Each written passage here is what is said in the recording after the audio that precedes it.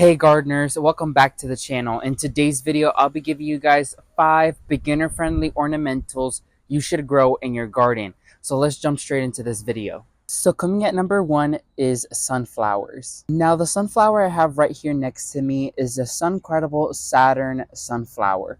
Now this is my first year growing it in my garden, and they have bloomed like crazy. Now, sunflowers as a general flower is very easy, very low maintenance, and they're very pretty. The best way to start them is by seed because you get to choose what variety you want. They germinate very quickly, and once they germinate, they continue growing so quickly. They last very long in vases when you harvest them in the appropriate time when they're starting to open up like this flower right here. But nonetheless, in the garden, it brings such a bright, elegant, and just fun color. So if you're looking into getting into cut flower gardening, definitely start some sunflowers because you won't be disappointed. Coming to number 2 is this Rebecca right here. Now I know Rebecca comes in a wide range of different colors, shapes, sizes. The one I have here is almost similar to the Saturn sunflower, except the petals are way more longer and more strappy. And the pigment of this deep orange that makes it look like a sunflower is way more deeper, more concentrated than the Saturn one. Now, I love Rebecca in my garden because it brings such elegance and formality into the garden. Now, I haven't seen these been used in cut flower arrangements, but they have super long stems, which is a very great thing when using them for cut flowers. Now, this is similar to Echinacea, which Echinacea could be considered on this list because they're low maintenance and super easy to grow as well. But Rebecca has way bigger flowers, which brings a way bigger pop of color, and you could definitely see them from a mile away. Coming to number 3 is this Verbena. Now, if you're looking into getting into pollinator gardening, this is a plant for you. I can even see a bee on it right now, which is absolutely awesome, and it's just doing its thing. Now, verbena provides these neon purple, ball-shaped flowers, and they come in a cluster. Now, this particular variety is the meteor shower verbena from Proven Winners. Now, this has been blooming ever since I planted it and is starting to grow and become more thicker and start developing more of a structure to the plant.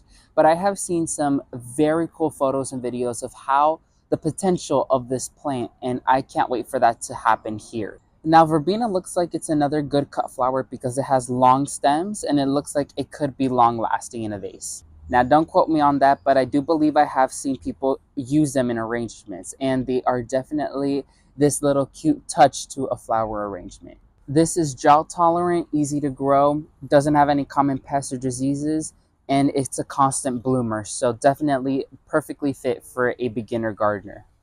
Now, coming to number 4 is more of a personal tropical plant that I've seen very prolific here in my garden, which is this red button ginger, otherwise well known as the lipstick ginger. Now, this ginger creates these bright red flowers or stalks that just light up your garden completely. And a fun fact, they're actually edible. They produce these red buds from this red stalk that taste exactly like a Granny Smith apple. So not only are they pretty and ornamental in the garden, but they're edible, which is mind-blowing. They could grow in containers or in the ground. I've seen they done the best in the ground because they could grow bigger and reach their maximum capacity. And they have a long base life. So if you're looking for something that is great in a cut flower arrangement, use some of this red button ginger. They're low maintenance, easy to grow. They're also drought tolerant, but they also love the humidity and the tropics, so they can grow almost anywhere.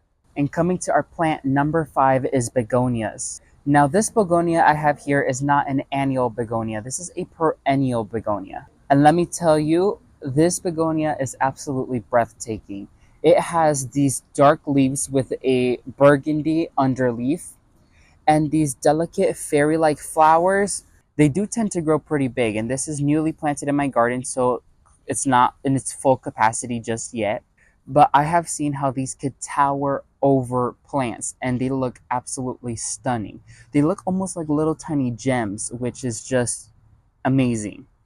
Now, they are not good cut flowers because they do not last in a vase. However, if you're looking for something to bring attention and formality into your garden, definitely grow some begonias.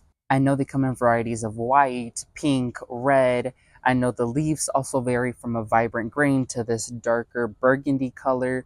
So there's a begonia for everyone. So those are my top 5 ornamentals that are beginner friendly. So if you're a beginner gardener, definitely consider growing any of these beauties. Make sure to leave a comment down below. What ornamental have you found the most success with? And make sure to leave a like and subscribe to the channel. My goal is to hit 10,000 subscribers by the end of this year. So make sure to hit that subscribe button and join our community.